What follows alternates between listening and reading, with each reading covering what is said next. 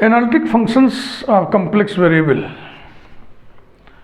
Video number 9. Necessary condition for analyticity. Video number 2. इस video में हम लोग कुछ एग्जाम्पल्स देखेंगे. पिछले वीडियो के क्रम में है ये. Example number 1. Show that the function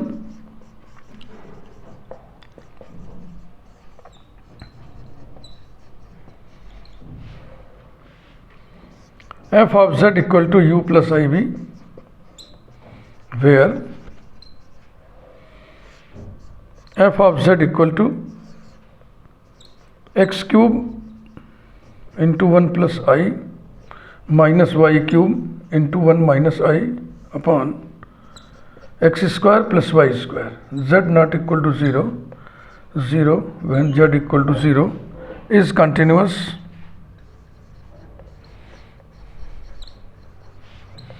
and Cauchy-Riemann equations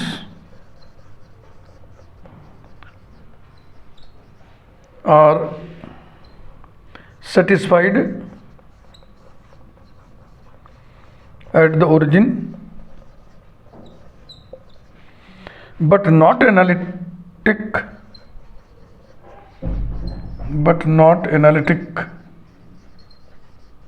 there.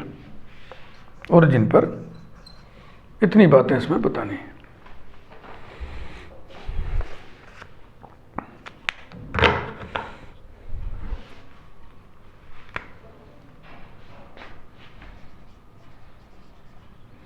When z equal to 0, f of z equal to 0, अर्थात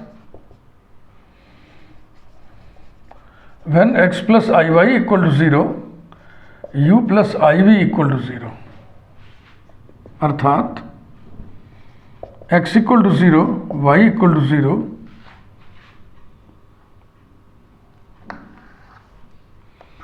u equal to 0, v equal to 0, when x equal to 0, y equal to 0, अर्थात u equal to 0, v equal to 0 at 0, 0. ये बात रही.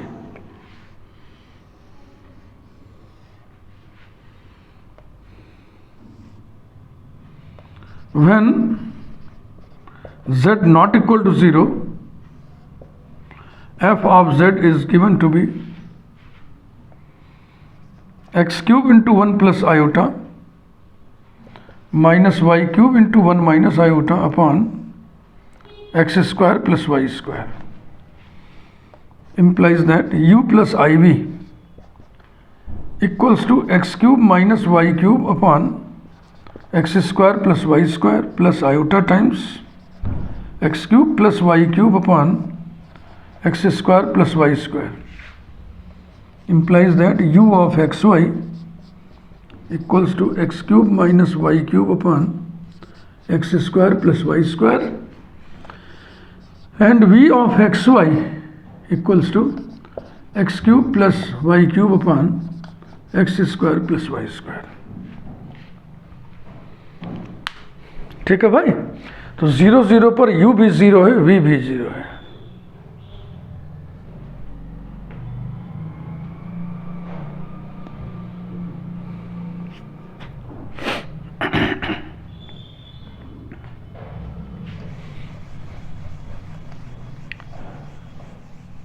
u और v rational functions हैं.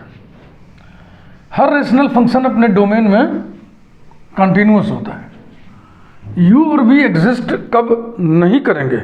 जब x भी 0 हो, y भी 0 हो, अन्यथा ये हर जगह एग्जिस्ट करेंगे और रेशनल फंक्शन कंटिन्यूअस है.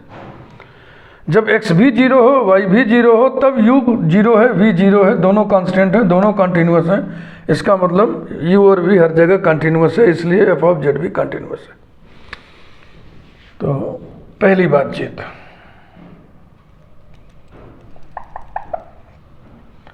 Being rational functions,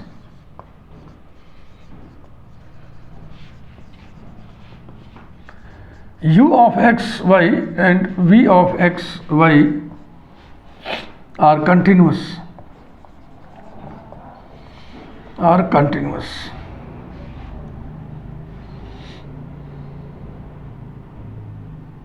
when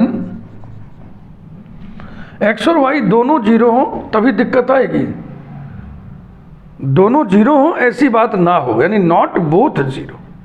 when not both x and y are zero.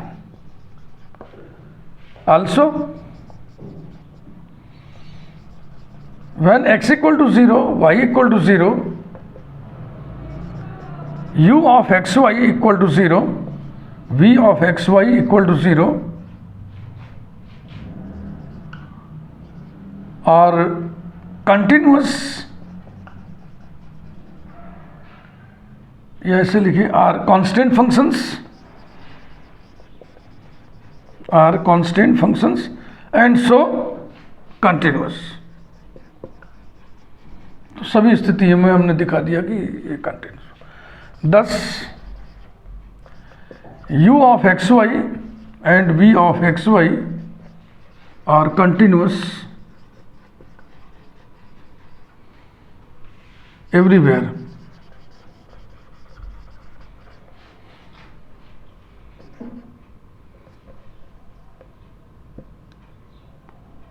We know that, एक थ्योरम हम पढ़ाए थे आपको किसी वीडियो में। We know that f of z is continuous if and only if u and v both are continuous. F of z is continuous if and only if u and v both are continuous. ठीक है भाई, तो कुल मिलाकर result आ गया कि function F of Z continuous है। Hence F of Z equal to you plus I V is continuous. एक काम हो गया। अब दूसरा काम, ओरिजिन पे सी आर इक्वेशन सेटिस्फाइड है ये दिखाना है।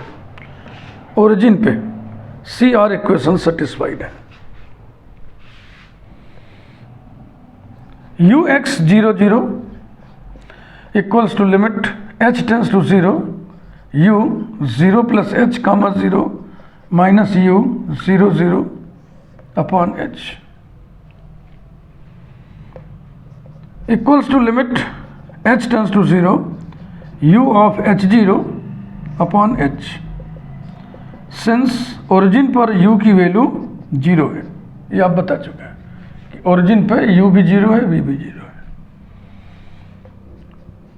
Equal to limit h tends to 0 1 upon h into u h 0 की value.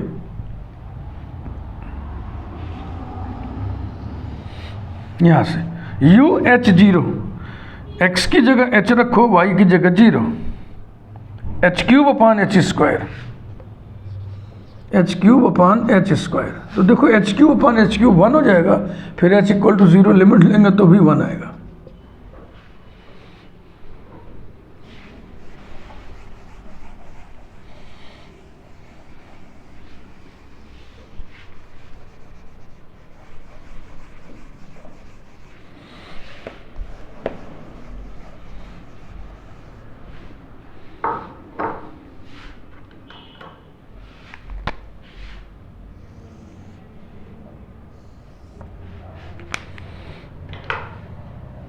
Next, u y is 0 0 equals to limit k tends to 0 u 0 comma 0 plus k minus u 0 0 upon k by definition partial derivative at a point limit k tends to 0 u 0 k upon k u 0 0 0 है, अभी हम बता ही चुके हैं, फिर क्या बताना। Equals to limit k tends to 0 1 upon k into u 0 के, यहाँ u 0 के x की जगह 0 रख दो, y की जगह k minus k cube upon k square, minus k cube upon k square. No doubt the limit will be -1। Next, vx 0 0 equal to limit h tends to 0 v of 0 plus h comma 0 minus v at 0 0 upon h equals to limit h tends to 0 v h0 upon h logic लिखे since v की value 0 0 पर 0 है, v 0 0 equal to 0।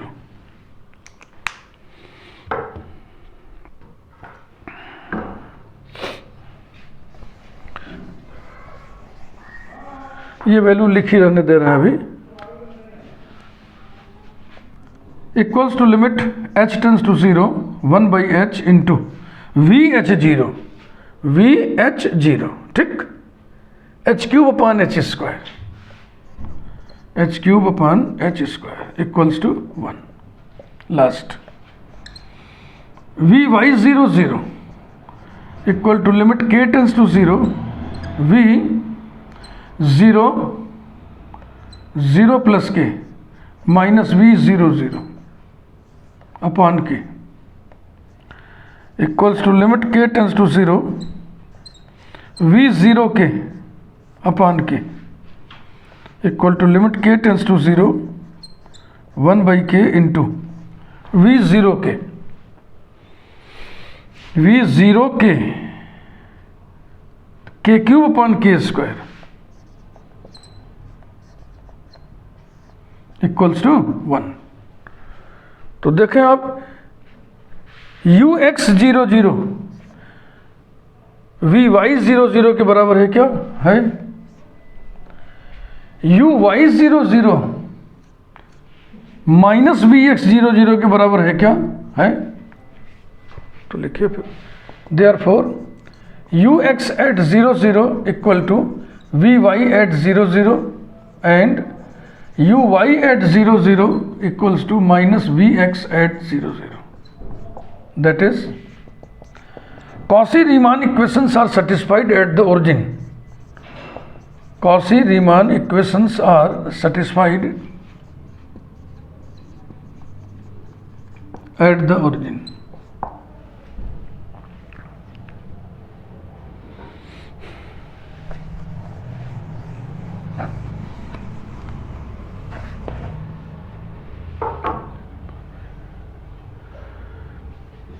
दो बात हम लोग पूरा कर दिए। F of z is continuous दिखा दिए, ओरिजिन पे कॉची रीमान इक्वेशन सेटिस्फाइड है ये दिखा दिए, और नंबर 3 जीरो पर ओरिजिन पर फंक्शन एनालिटिक नहीं है, इसको दिखाने के लिए हम दिखाएंगे कि जीरो पर ओरिजिन पर फंक्शन डिफरेंशिएबल नहीं है, यानी एफ डैश जीरो एग्जिस्ट नहीं करेगा। आइए देखें f dash zero equal to limit z tends to 0 f of z minus f of 0 upon z minus 0 equals to limit z tends to 0 f of z upon z बराबर 0 पर function की value 0 दी गई है, equals to limit z tends to 0 1 by z और f of z की value u plus i B,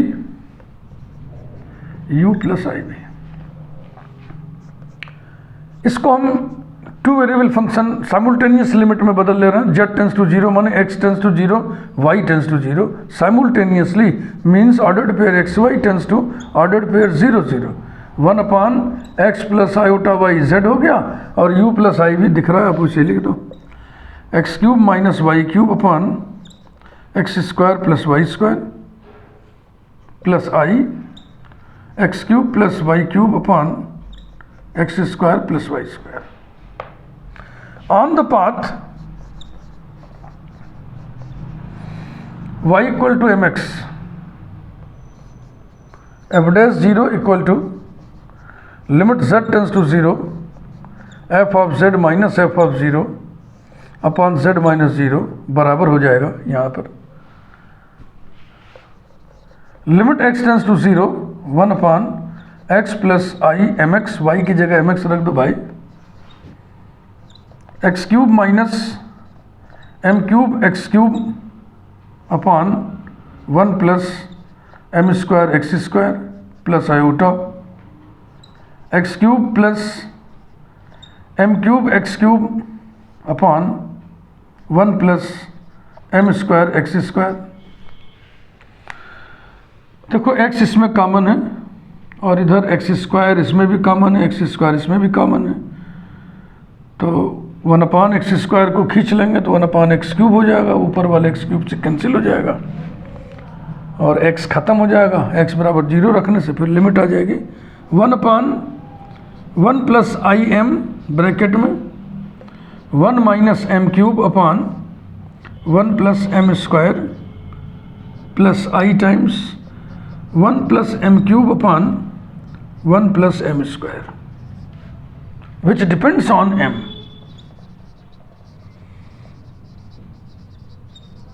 Which depends on m. m बदलने से लिमिट का मान अलग अलग आएगा, यानी पाथ बदलने से लिमिट का मान अलग अलग है, इसलिए लिमिट एग्जिस्ट नहीं करेगा।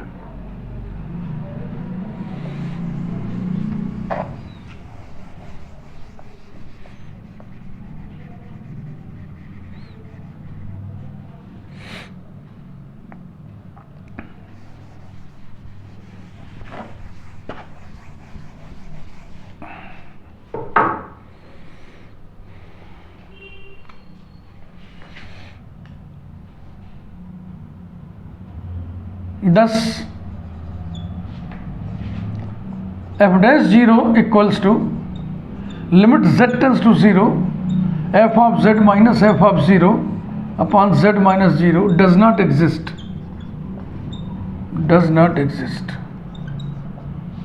because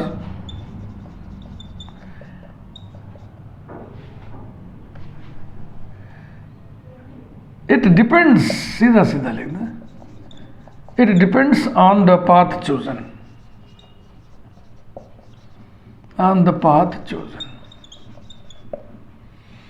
hence f of z is not differentiable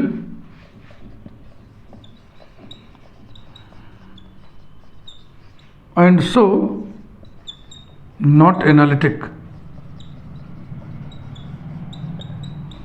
at the origin. It completes the solution. आइए अगला एग्जाम्पल उठाते हैं, भली भांति समझ में आ गया होगा आपको।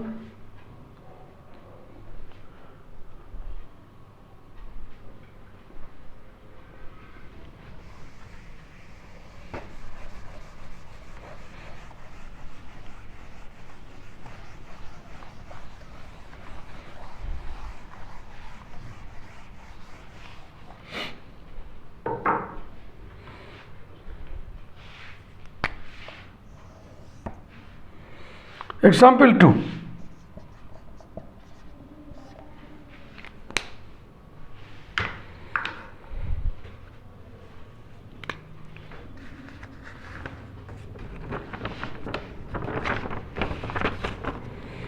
Show that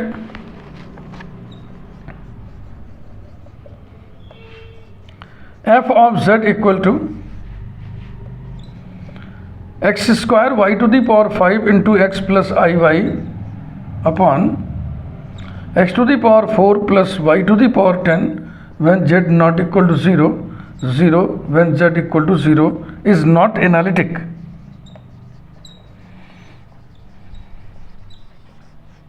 Is not analytic at 0, 0. Although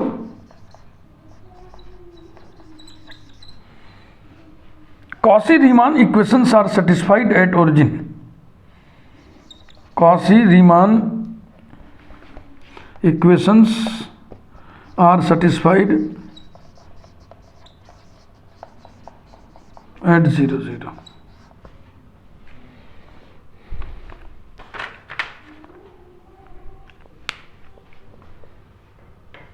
तो पहले हम लोग Cauchy-Riemann इक्वेशन देख लें।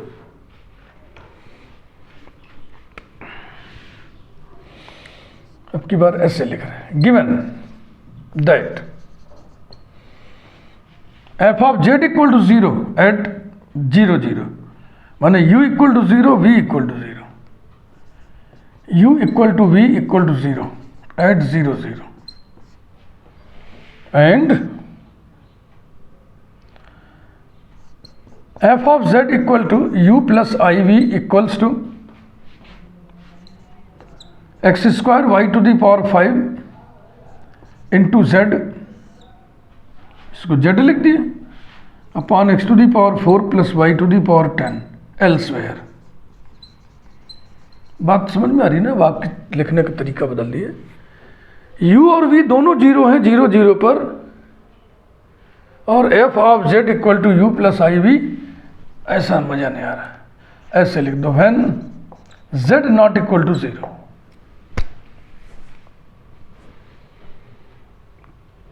तो Cauchy Riemann equations are satisfied, ये दिखाना है।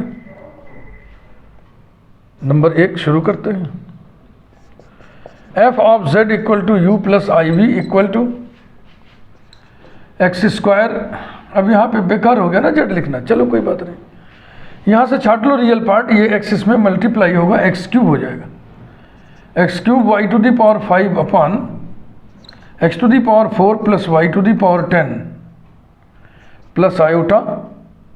अब इसमें मल्टीप्लाई करोगे तो y का पावर बढ़ जाएगा, x square y to the power 6 upon x to the power 4 plus y to the power 10 implies that u of xy equals to x cube y to the power 5 upon x to the power 4 plus y to the power 10 and v of xy equals to x square y to the power 6 upon x to the power 4 plus y to the power 10. Now ux at 0 0 equals to limit h tends to 0 u 0 plus h 0 minus u 0 0 upon h equals to limit h tends to 0 u h 0 upon h, since u 0 0 is equal to 0.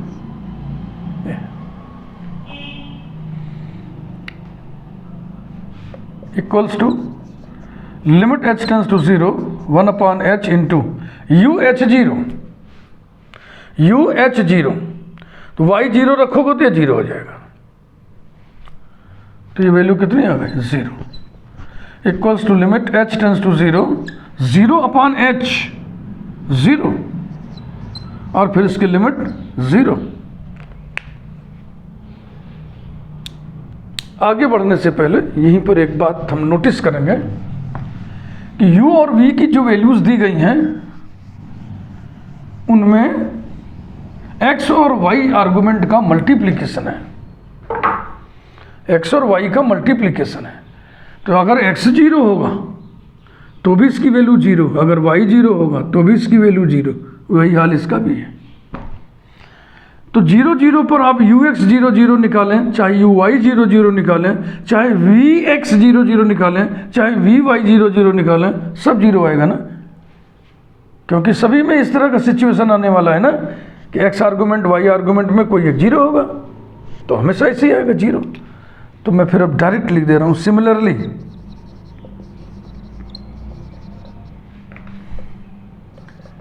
uy at 0 0 equal to 0, vx at 0 0 equal to 0, vy at 0 0 equal to 0। Therefore ux at 0 0 equal to vy at 0 0, uy at 0 0 equals to minus vx at 0 0। Thus Cauchy-Riemann equations are satisfied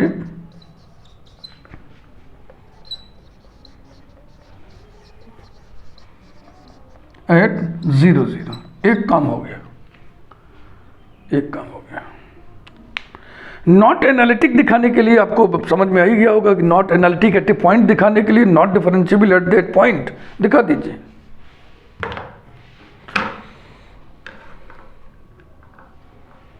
देखिए दूसरा काम,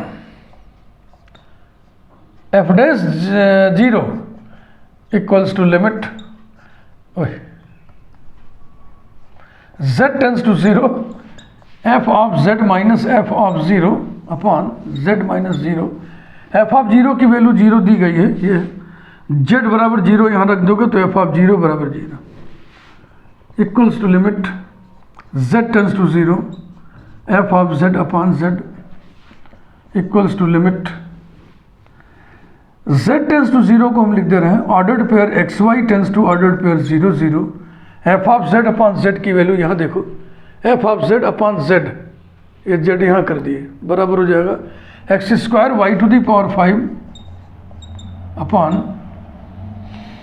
x to the power 4 plus y to the power 10। ये purely simultaneous limit बन गया।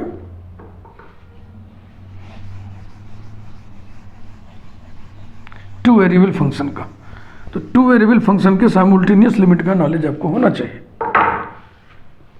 On the path y to the power 5 equal to m x square. देखो path जो हम choose करते हैं वो ऐसे सेट करके चूज करते हैं कि ये जो है ना x फ्री हो जाए, x कट जाए ऊपर नीचे। तो अब ये फ्री टर्म है x का जो कि x टू दी पावर 4 है, तो इसमें भी x टू दी पावर 4 आवे, यहाँ भी x टू दी पावर 4 हो जाए।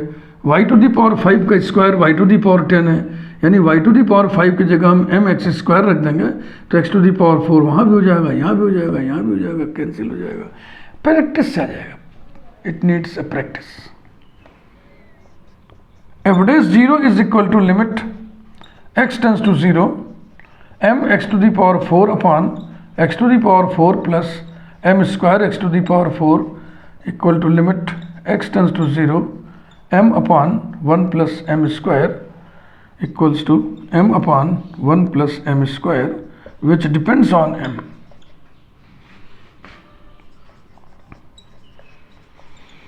which depends on m। Thus f dash 0 equal to limit z tends to 0 f of z minus f of 0 upon z minus 0 does not exist, does not exist because ये limit क्यों नहीं exist करेगी? क्योंकि ये path chosen पे depend करती है, because it depends on the path chosen.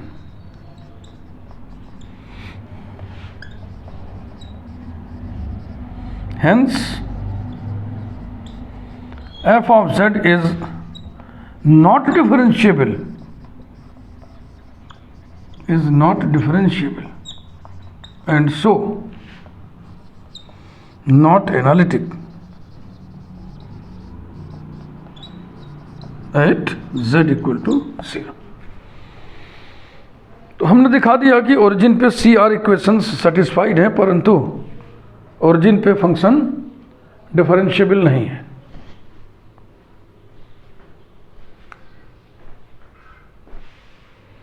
इस तरह के और भी एग्जाम्पल्स आपको मिलेंगे कि दिखाइए कि ये फंक्शन z इक्वल टू 0 पर एनालिटिक नहीं है, तो आप जो है इसी तरह से उसको करिएगा।